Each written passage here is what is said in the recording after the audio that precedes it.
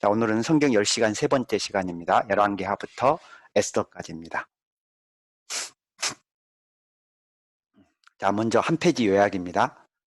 먼저 열왕기하부터 역대하까지를 보면 열왕기하는 전반부 엘리사 이야기, 이스라엘 멸망, 유다 멸망으로 구성되어 있고 또 이 이후에 1차 포로 다니엘, 2차 포로 에스겔, 3차 포로 백성들의 돌아오게 되는 특별히 이제 느헤미야 중심으로 돌아오게 되죠. 그리고 이 우상에 빠져 있는 이스라엘 백성들에게 하나님께서 선지자를 보내기 시작하시죠. 역대상은 믿음의 모델 다윗까지 이야기, 역대하는 믿음의 모델 솔로몬에서 고레스 칙령까지를 다루고 있습니다. 자, 포로 귀환 후 에스라 성전 재건 그리고 60년 이 성전 재건은 1차 포로 귀환에 해당하고 60년은 에스더 그 다음에 에스라 개혁 2차 포로 귀환, 느헤미야 3차 포로 귀환이 되겠습니다. 아까 제가 약간 잘못 말씀드렸는데 여기 1차 포로, 2차 포로, 3차 포로는 포로로 붙잡혀 가게 된 걸 말하고 여기 뒤에 있는 부분은 포로 귀환한 부분을 이야기하게 되겠습니다. 자, 느헤미야는 3차 포로 귀환, 성벽 재건, 부흥 이야기가 되고 이 8장에서 이 말씀 부흥회가 있습니다. 그래서 말씀 율법을 읽어주며 설명하고 백성들은 은혜 때문에 감격하여서 우는 그런 장면을 보여줍니다. 자, 에스더는 중보기도를 통하여 유대 민족을 보호한 이야기입니다. 열왕기하입니다.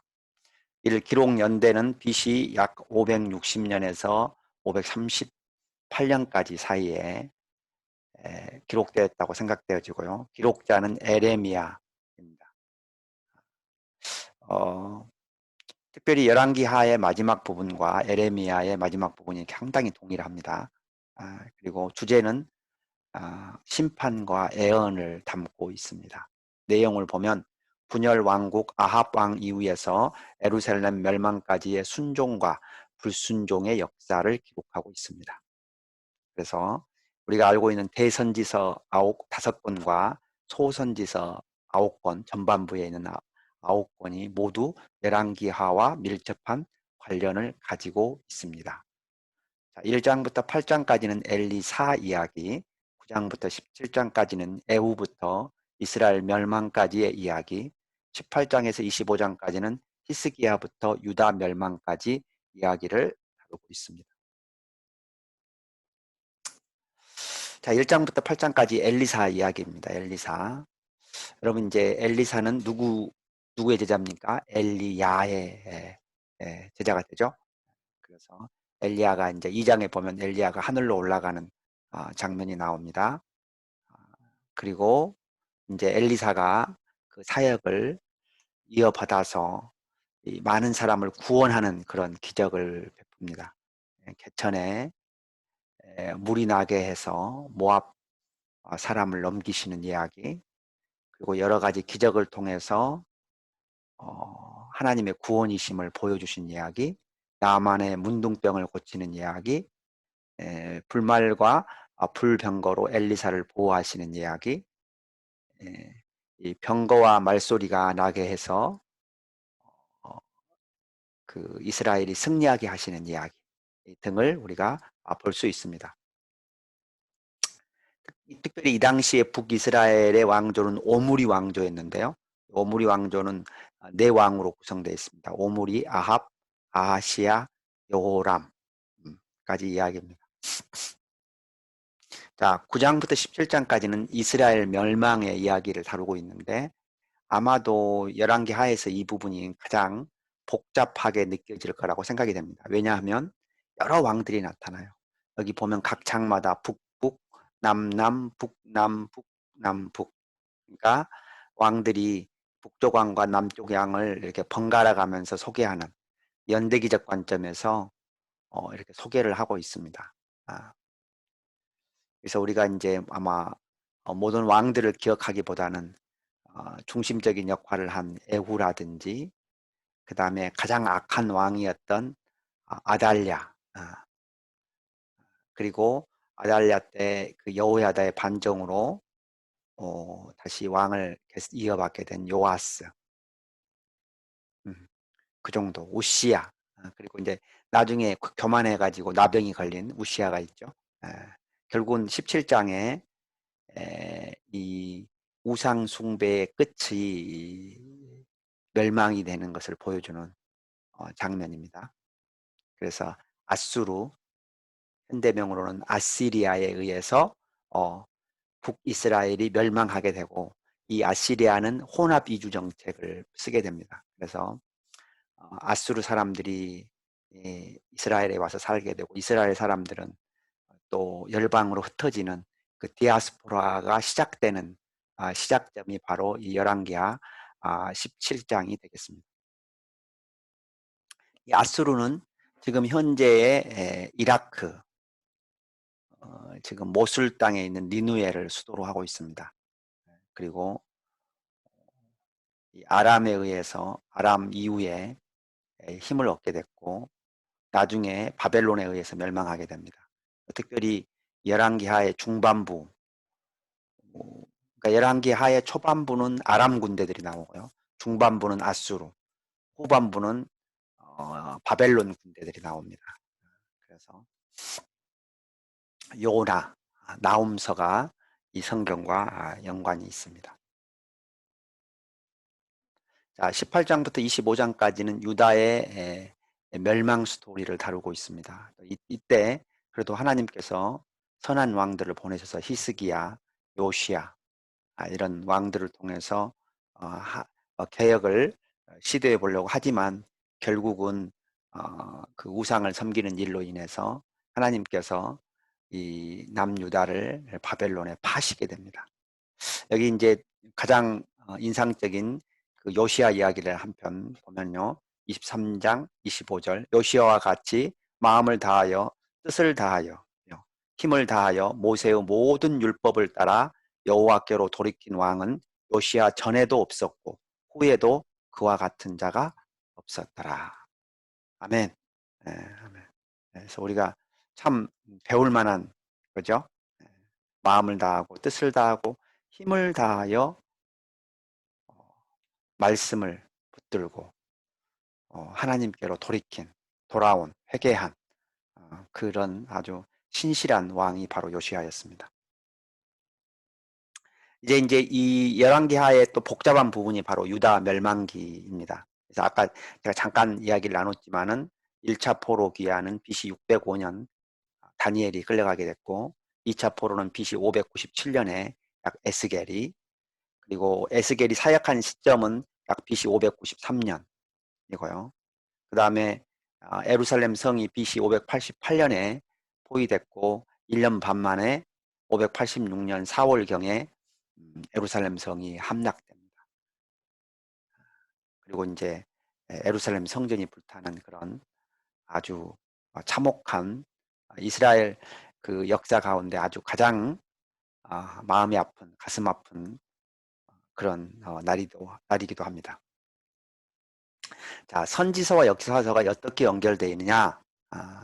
특별히 북이스라엘 선지서는 열왕기하 중반부에 있고, 또 이방 선지서는 왕하 중반 이후부터 마지막까지, 정기 유다는 열왕기하 14장에서부터 20장까지, 후기 유다 선지서는 열왕기하 마지막 부분에, 또 포로기는 열왕기하 마지막에서부터 에스라 1장까지, 그리고 포로 귀환 후 선지서는 에스라 5장부터 느헤미야까지라고 이렇게 볼 수가 있습니다. 이거를 조금 좀 더 이렇게 공간적으로 2차원적으로 좀 살펴보면 더 좋습니다. 요거는 이제 나중에 우리가 선지서를 하게 될 때 좀 더 자세히 보게 될 건데요. 우리가 이 선지서를 할 때 이 공간 부분, 공간으로 구분하고 시간 순서대로 하게 될 겁니다. 예. 먼저 이 북이스라엘 선지서 아모스하고 호세아를 보고요. 그다음에 이방 선지서 오바댜, 요나, 나훔을 보게 됩니다. 그 다음에 이제 나머지는 다 유다죠. 근데 유다 멸망 전기, 유다 전기, 요엘, 이사야, 미가, 유다 후기, 스바냐, 하박국, 에레미야, 그리고 포로 기간 에스겔, 다니엘, 그리고 포로 갔다 와서 학계, 스가라, 말라기 이런 순서대로 우리가 보게 될 겁니다. 이렇게 보게 되면 공간적인 맥락과 시간적인 맥락, 또 역사적인 맥락들을 우리가 쉽게 이해하면서 왜 이 상황에서 이 성경이 쓰여졌는가, 왜 이 상황에서 하나님이 이런 메시지를 전하고 있는지를 이해하는데 상당히 도움이 될 것이라고 생각합니다. 자, 바벨론은 열왕기하 후반에 나오고 하박국, 에레미야, 에스겔, 다니엘의 배경이 됩니다. 지금 따지면은 뭐 이라크, 쿠웨이트, 뭐 시리아, 뭐 이런 지역들이 해당하는 거죠. 역대상입니다. 역대상은 이제 포로로 갔다 온 이후에 에, 그 이스라엘 역사를 다시 한번 되돌아보는 거죠. 에, 그래서 이스라엘 역사를 한번 정리했다고 보시면 되겠습니다. 주제가 족보, 헌신, 예배 뭐 이런 것들인데요. 예수 그리스도의 절대 왕권에 이르게 되는 다윗 왕가의 계보를 자세하게 설명하면서 지상적 관점에서 유다 역사를 기술하고 있습니다. 1장부터 9장까지는 다윗 이전의 족보를 정리하고 있고요. 20장부터 21장까지는 다윗의 지적, 또 22장부터 29장까지는 다윗의 성전 준비를 하고 있습니다. 역대 상하는 원래 한 권이었는데요. 히브리어로 한 권이었고 나중에 이제 헬라어로 기록될 때 상하로 나누어지게 되었는데 다윗 때까지를 상, 다윗 이후를 하로 보았습니다. 그리고 역대하의 마지막 부분과 에스라의 처음 부분이 동일한 것으로 봐서 역대 상하의 저자가 에스라가 아닌가 이렇게 추측하고 있습니다. 역대사의 장벌 요약을 보면 아까 1장에서 9장까지는 이스라엘의 정통성을 보여주는 족보, 그리고 하나님의 다윗 임명, 하나님의 언약궤, 하나님의 언약, 정복 전쟁, 그리고 인구조사, 그다음에 성전 건축 준비가 있습니다. 사무엘 열왕기 역대기를 조금 비교해 보면 사무엘 열왕기는 연대기적이지만 역대기는 통계적이고 족보 중심으로 되어 있습니다. 관점을 보면 사무엘 열왕기는 예언자적이고 역대기는 제사장적입니다. 기록 범위를 보면은 사무엘 열왕기는 남유다와 북이스라엘을 다 기록하고 있지만 역대기는 남유다만을 기록하고 있습니다. 그리고 강조점은 사무엘 열왕기는 왕권이라면 역대기는 성전 중심으로 기록하고 있고요.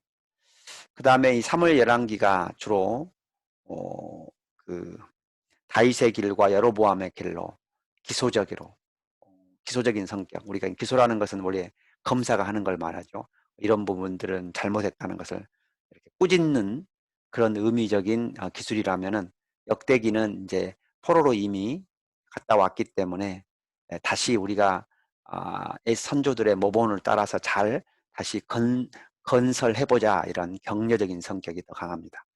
자, 기록 방법은 앞부분은 객관적이고 뒷 역대기는 의도적인 선택이 있습니다. 역대하를 보면 역대하는 이제 다윗 이후 솔로몬부터 포로 갔다 온 그 고레스 칙령 있을 때까지를 기록하고 있습니다. 자, 성전과 개혁이고 핵심은요. 내용은 솔로몬 왕국 분열, 유다 멸망, 고레스 귀국 명령까지 내용을 제사장적 관점에서 기록하고 있습니다. 1장에서 9장까지는 솔로몬, 10에서 28장까지는 아하스까지, 29장에서 36장까지는 히스기야부터 고레스 칙령까지를 다루고 있습니다. 자, 역대기하 장별 요약. 여기는 특별히 이제 개인별 신앙을 우리가 확인해 보는 데 좋습니다. 여기 보면은 우리가 기억해야 될 솔로몬, 르호보암, 아사, 요사밧, 또 히스기야, 요시야 이런 왕들이 있는데 상당히 많은 왕들이 처음에 잘하지만 나중에 교만해져서 못하는 것들을 보여주고 있고요. 하나님은 선한 왕들의 기록을 많이 기록하고 있고 상대적으로 악하거나 이런 왕들을 짧게 기술하고 있습니다. 자, 역대하 마지막 부분에 있는 부분을 좀 읽어봤으면 좋겠습니다. 이에 토지가 황폐하여 땅이 안식년을 누림같이 안식하여 70년을 지냈으니 여호와께서 에레미야의 입으로 하신 말씀이 이루어졌더라. 바사의 고레스 왕 원년에 여호와께서 에레미야 입으로 하신 말씀을 이루시려고 여호와께서 바사의 고레스 왕의 마음을 감동시키매 그가 온 나라에 공포도 하고 도서도 내려 이르되 바사 왕 고레스가 이같이 말하노니 하늘의 신 여호와께서 세상 만국을 내게 주셨고 나에게 명령하여 유다 예루살렘에 성전을 건축하라 하셨나니 너희 중에 그의 백성된 자는 다 올라갈지어다. 너희 하나님 여호와께서 함께 하시기를 원하노라 하였더라. 아멘. 예. 여기 이제 우리 이 70년의 포로 기간이 그 당시 이스라엘 백성들에게는 얼마나 큰 고통이었겠습니까? 그런데 하나님은 이 성경 말씀을 통해서 이 이스라엘 땅이 안식년을 누림 같다고 말합니다. 결국 그 말은 뭐냐면은 우리가 우상을 섬기고 악한 백성들과 함께 있는 그 땅은 뭐 안식을 누리지 못한다는 거죠. 그래서 오히려 그런 사람들은 저기 포로로 보내야 이 이스라엘 땅이 안식할 수 있다는 것을 보여주고 있습니다. 그다음에 두 번째는 이 하나님께서 이 고레스 왕, 이 그 당시 페르시아의 황제인 그 고레스 왕의 마음을 감동시켜서 이 뭐요 조서도 내리고 또 성전 건축을 위해서 돌아오게 되는 그 포로 귀환의 역사를 만드셨다는 것을 말합니다. 그래서 여러분이 그 이사야 44장하고 45장을 읽어보면 그 고레스를 하나님께서 기름 부음 받은 자, 또 목자, 내 목자라는 그런 표현을 씁니다. 그래서 하나님께서 이 이방의 황제지만 하나님의 목적을 위해서 사용할 수 있음을 또한 보여주고 있습니다. 자, 에스라서입니다. 에스라서는 약 BC 458년에서 444년경에 쓰여졌다고 생각하고 1차, 2차 포로 귀환을 통한 하나님의 사람들의 하나님께 헌신한 이야기를 다루고 있습니다. 이름의 뜻은 하나님이 도우신다. 1장부터 6장까지는 1차 포로 귀환, 7장부터 10장까지는 2차 포로 귀환을 다루고 있고 6장과 7장 사이에 60년의 공백, 그리고 느헤미야서가 3차 포로 귀환을 다루고 있습니다. 이 포로 귀환에 대한 예언은 특별히 에레미야서 25장과 29장에 자세하게 되어 있습니다. 70년 만에 이제 돌아올 것이 예언되어 있는 거죠. 자, 에스라의 장별 요약을 보도록 하겠습니다. 1장 고레스의 귀환 조서를 다루고 있습니다. 약 BC 538년경이고요. 그리고 이 고레스의 귀환 조서를 받아서 이제 수룹바벨과 예수아를 중심으로 귀환하게 됩니다. 그 귀환 포로들의 목록을 2장에서 기록하고 있습니다. 그리고 이제 성전 기공식을 수룹바벨과 예수아의 리더십 가운데서 하게 됩니다. 그러나 약 15년 동안 중단하게 됩니다. 왜냐하면 그 토착 세력의 반대에 의해서. 그래서 다시 이제 이때 하나님이 누구를 보내세요? 학개와 스가랴를 보내십니다. 그래서 너희들이 아직 성전도 지어지지 않았는데 너희가 좋은 집에 있는 것이 옳으냐 하나님께서 이야기하시고 또 리더십을 다시 새로 세워주셔서 성전 건축이 진행되고 특별히 이제 이 다리오 왕에게 올렸는데 다리오 왕이 이제 조사를 해가지고 원래 그 초대 황제인 고레스가 만든 책령을 앙메다 궁전에서 발견하게 됩니다. 그래서 이제 그 조서를 또 다리오 왕이 다시 또 조서를 내려서 이제 성전 건축이 진행되게 되고 결국 BC 520년경에 성전 건축이 완성이 됩니다. 그래서 우리가 516년경에 완성이 됩니다. 그래서 그 586년에서 BC 516년을 빼면 70년이 되죠.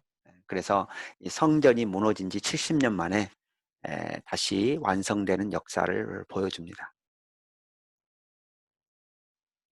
그리고 이제 6장과 7장 사이에는 한 60년의 공백이 있다 그랬고요. 그 다음에 7장에는 이제 에스라가 율법을 연구하고 준행하며 가르치기로 결심해서 이제 2차 포로 기한을 단행하게 됩니다.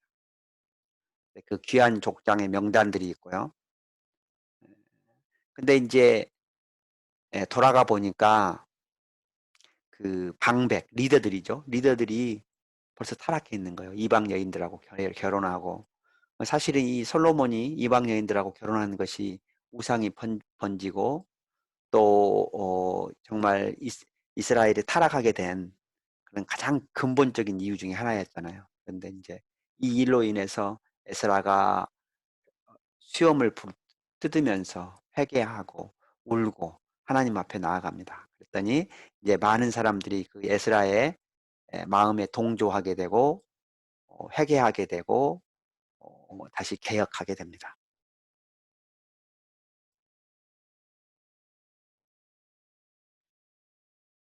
자, 이거는 이제 이 에스라가 돌아왔던 길이 되겠습니다. 에스라가 여기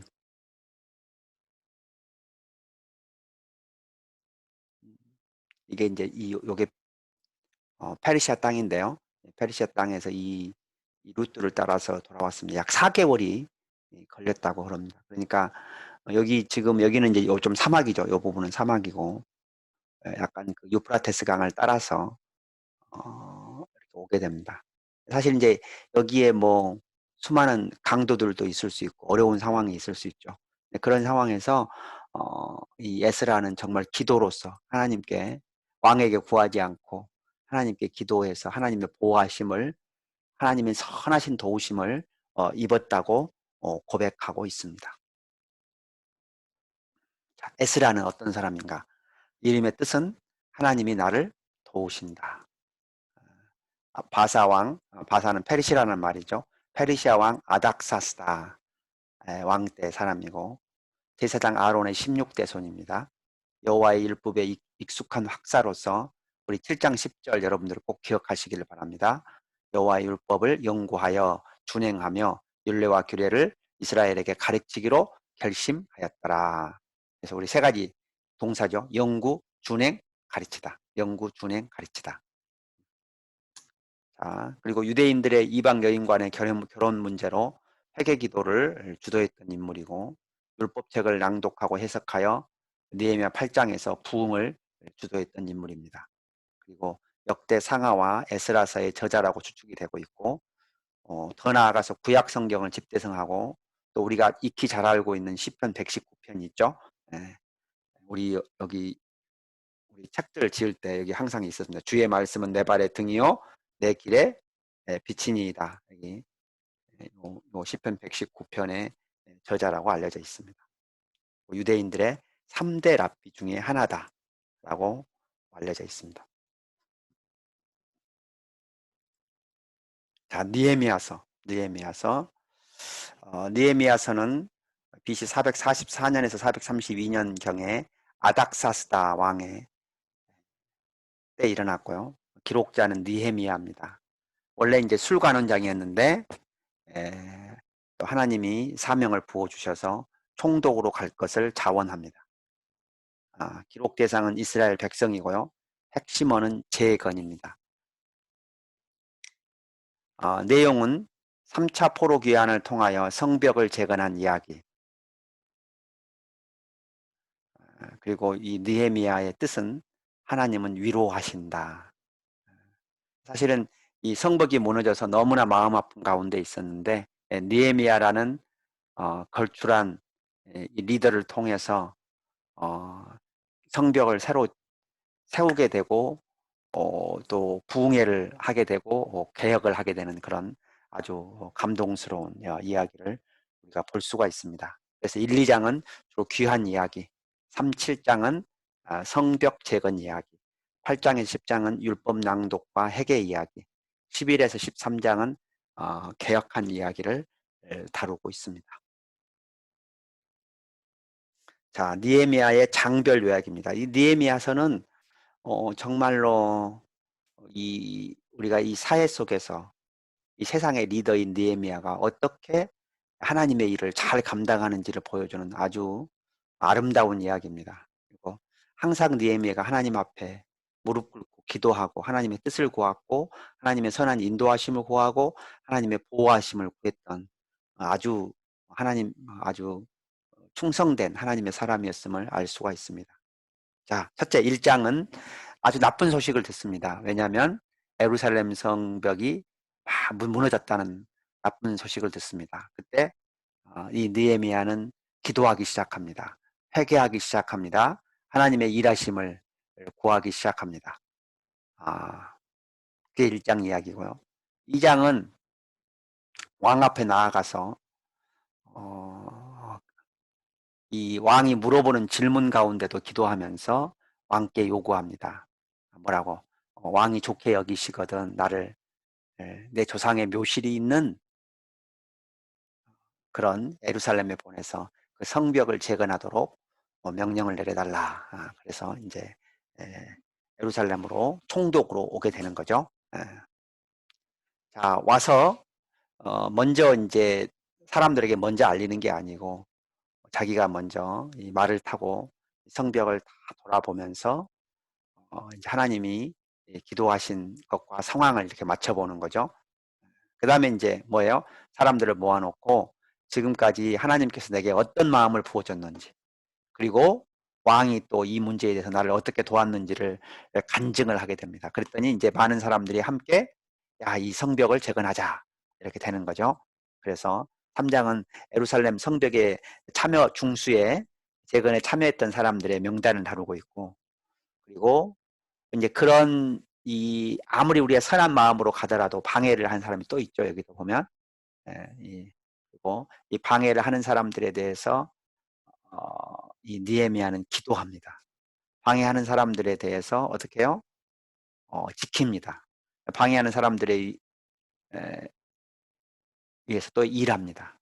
그래서 기도와 방어와 일을 동시에 이렇게 하는 것을 볼 수가 있습니다. 자, 그 다음에 이제 드디어 또 내부 방해가 있어요. 그 내부 방해는 뭐냐면 이 이자를 받는 거예요, 부자들이. 네, 여러분 해보면 알지만 이 이자들이 아니 부자들이 이자를 받기 시작하면 옛날 같이 이제 이런 농업 중심 사회의 경우에는 뭐야 부자들은 더 부자가 되고 가난한 사람들은 더 가난하게 돼요. 우리 어렸을 때도 무슨 그 보릿고개 갈 때 보릿고개 가면은 다 양식이 떨어졌잖아요. 그러면 이제 누구 부자한테 양식을 빌리러 가는 거죠. 근데 그 양식을 빌리는 이자가 엄청난 거예요. 그러면 이제 나중에는 더 많이 빌려야 되고 나중에는 더 많이 빌려서 해야 되고 이렇게 되는 악순환이 되는 거죠. 그래서 이 느헤미야가 이 일은 악하다 그럽니다. 악하다. 진짜 악한 거죠. 그래서 뭐예요? 이자 받기를 그치자 그래요. 자기도 총독의 녹을 받지 않습니다. 그래서 이제 정말 내부 개혁이 잘 이루어지고 성벽 공사가 52일 만에 잘 완성이 됩니다. 그리고 이제 하나님을 경외하고 충성된 사람들을 지도자로 세우고 이제 8장에서 부흥회를 엽니다. 부흥회 준비위원장은 느헤미야, 강사는 에스라. 근데 에스라가 아침 새벽부터 종옥까지 율법책을 읽고 설명해줘요. 율법책을 읽고 설명해줘요. 근데 그것만으로도 사람들이 뭐요? 울고 은혜 받아서 우는 거죠. 그랬더니 옆에 이제 리더들이 울지 마라 그래요. 뭐라 그래요? 하나님 여호와를 기뻐하는 것이 우리의 힘이다. 아멘.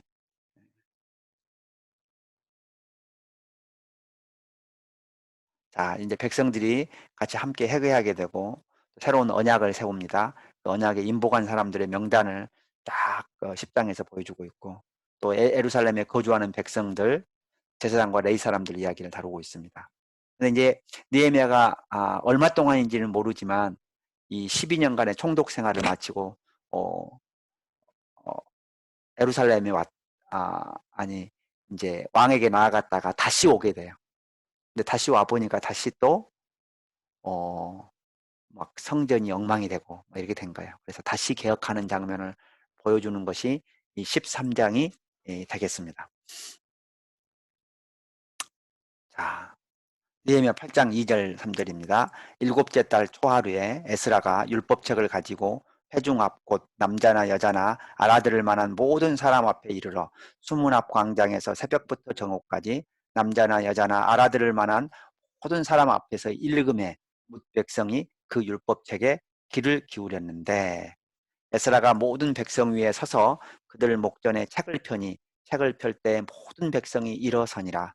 에스라가 위대하신 하나님 여호와를 송축하며 모든 백성이 손을 들고 아멘 아멘 하고 응답하고 몸을 굽혀 얼굴을 땅에 대고 여호와께 경배하니라.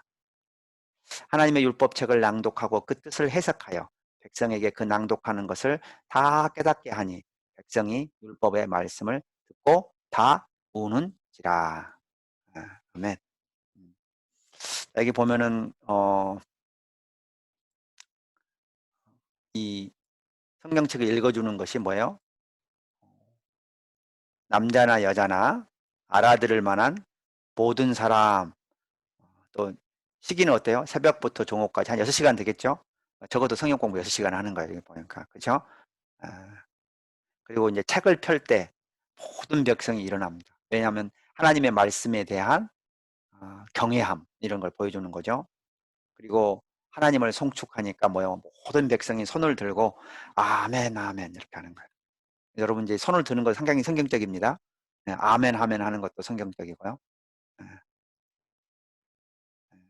그리고 몸을 굽힙니다. 우리 몸을 굽힌다는 건 자기를 겸손하게 한다는 거죠. 얼굴을 땅에 댑니다. 하나님을 경배하는 거죠. 네. 자, 그래서 하나님의 율법책을 낭독하고 그 뜻을 해석하여 백성에게 그 낭독하는 것을 다 깨닫게 하니. 자, 그러니까 중요한 게 있습니다.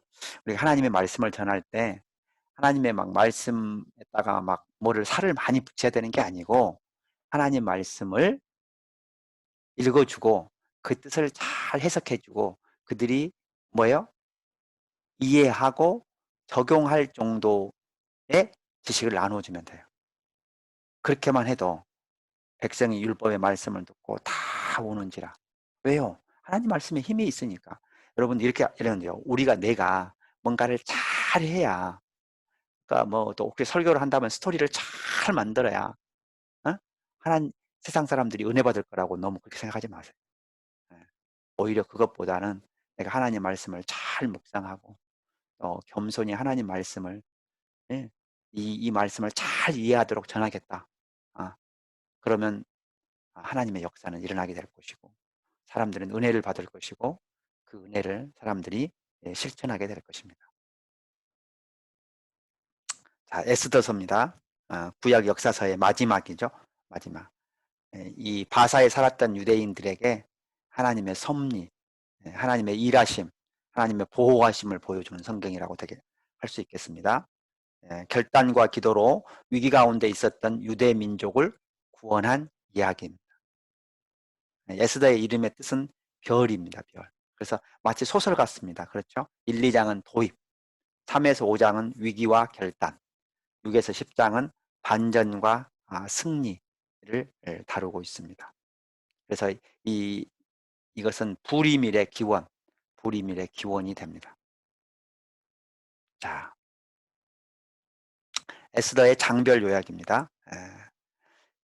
이 아하수에로 왕 때, 이 아하수에로 왕은 그 당시에 페르시아의 127지방을 다스리는 아주 거대한 제국이었습니다. 근데 이제 왕후 와스디가, 황제가, 왕이 그 왕비의 아름다움을 다른 사람들 자랑하고 싶어서 오라 그러는데 안 와요. 이제 그래가지고는 왕후 와스디가 폐위가 돼요. 그 대신 에스더가 왕후가 됩니다.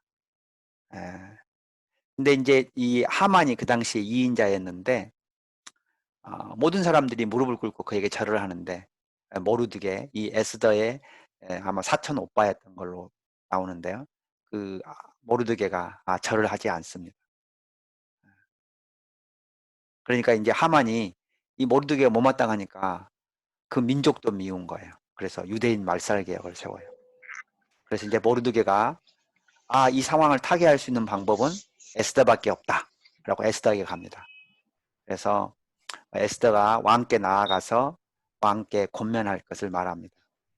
그래서 처음에 이제 에스더는 조금 두려워하고, 너가 이 왕 후의 자리를 얻은 것이 이때를 위함이 아닌지 누가 알겠느냐, 그렇게 모르드게가 권면하죠. 처음에는 조금 두려워하지만 결단을 하게 됩니다. 내가 죽으면 죽으리다, 이런 마음으로 금식하고 또 함께 중보해서 왕께 나아갑니다.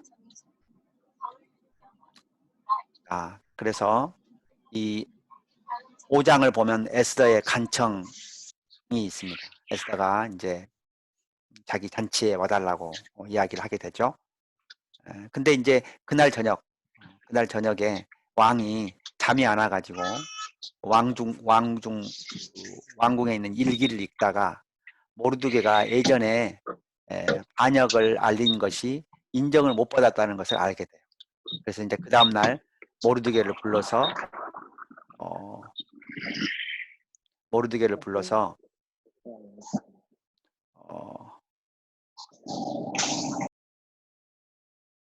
이 모르드게를 불러서 이제 상을 주려고 합니다. 근데 이제 그때 하만이 들어와요.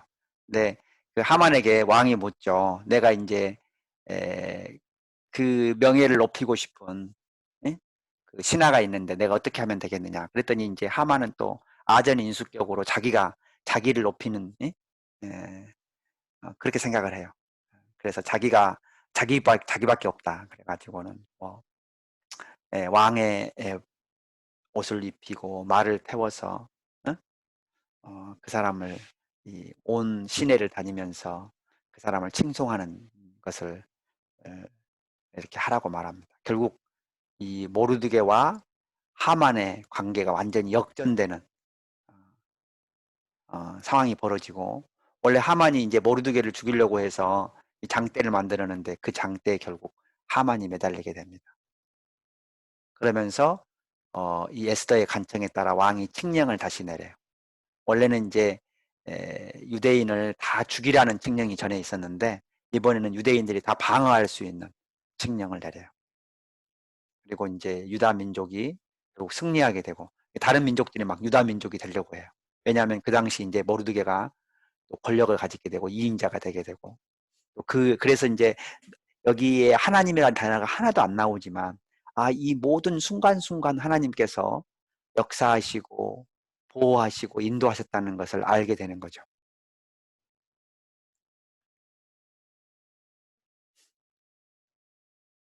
자, 4장 14절에서 16절입니다. 이때 내가 만일 잠잠하여 말이 없으면 유다인은 다른 데로 말미암아 노임과 구원을 얻으려니와 너와 내 아버지 집은 멸망하리라. 내가 왕후의 자리를 얻은 것이 이때를 위함이 아닌지 누가 알겠느냐 하니 에스더가 모르드게에게 회답하여 이르되 당신은 가서 수산에 있는 유다인을 다 모으고 나를 위하여 금식하되 밤낮 3일을 먹지도 말고 마시지도 마소서. 나도 나의 시녀와 더불어 이렇게 금식한 후에 규례를 어기고 왕에게 나아가리니 죽으면 죽으리이다 하니라. 아멘. 네. 그래서 여기 아주 중요한 구절이 하나 있습니다. 자, 내가 만일 잠잠하여 말이 없으면 유다인은 다른 데로 말미암아 노임과 구원을 얻으려니와. 이게 지금 모르드게의 믿음이에요. 네. 그렇죠? 그래서 우리가 이 하나님의 주권과 개인의 자유의지를 설명해 주는 하나의 구절 중에 하나가 이 4장 14절입니다. 그래서 우리가 만약 하나님께서 우리에게 전도의 기회를 주고 그 사람에게 복음을 전할 기회를 줬어요. 근데 잠잠하여 말이 없으면 그 사람은 하나님의 예정한 구원하기로 작정한 그 사람은 다른 데로 말미암아 노임과 구원을 얻을 것입니다. 그러나 우리는 그 기회를 놓치게 되고 또 그런 거죠. 그렇죠. 이게 그것을 지금 보여주는 거예요. 그래서 우리에게는 우리의 인생 가운데 하나님이 수많은 기회를 주십니다. 그 기회 가운데 오직 하나님의 뜻대로 우리가 순종하는 그런 은혜가 있기를 소원합니다. 또 두 번째 중요한 메시지는 아까 이야기했듯이 우리가 어떤 자리를 차지하고 있다. 또는 세상적이거나 또 영적으로거나, 그리고 그것은 바로 하나님과의 뭔가 쓰실 목적, 하나님의 목적 가운데 있다. 이런 것을 우리가 항상 기억해야 합니다. 그래서 하나님이 나를 어디에 보내신, 또 어떤 자리에 올리신 것을 항상 기억하고, 하나님, 내가 그 일에 합당한 일들을 충성되게 할 수 있도록 우리가 기도하고 또 순종해야 합니다. 자, 그 다음에 또 세 번째는 이런 우리 민족의 위기 가운데 있어서 혼자 기도하는 것은 충분하지 않습니다. 그래서 이 성경을 보면 첫째, 모르드게가 기도합니다. 두 번째는 유다인들이 다 모여서 기도합니다. 그리고 에스더가 기도하는데 에스더가 함께 중보해 줄 것을 권면해요. 뭐라고요? 유다인을 다 모으고 나를 위하여 금식하되 3일 동안 금식하며 기도해 달라고. 그러면서 결단합니다. 뭐라고요? 죽으면 죽으리이다. 아멘. 아멘. 그래서 이 중보 기도는 시기와 함께 기도하고 결단하는 그런 이 중보 기도의 중요한 요소들이 되겠습니다. 자, 그다음에 이제 우리 이 에스더 전체에서 우리가 하나님의 섭리를 보게 됩니다. 예. 특별히 포로 소녀 에스더가 바사 제국의 왕후가 된 것, 또 모르드게가 왕의 살해 음모를 엿듣게 된 것, 그리고 한 달 동안 에스더를 찾지 않던 왕이 에스더를 반긴 것, 그리고 왕에게 읽어준 궁중일기 부분이 모르드게가 공을 세운 부분인 것, 그리고 하만이 에스더에게 살려달라고 매달릴 때 왕이 그 장면을 목격했는데 그게 결정적으로 하만에 대한 심판의 그런 장면이 된 것. 이 모든 것들이 우연이지만 우연을 가장한 하나님의 필연일 수 있다는 거죠. 그래서 우리 하나님의 필연의 관점에서 보면 성경 한 구절을 보면 좋은데요.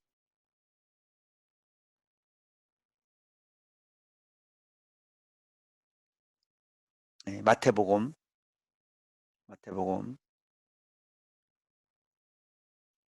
10장 28절, 29절을 보시면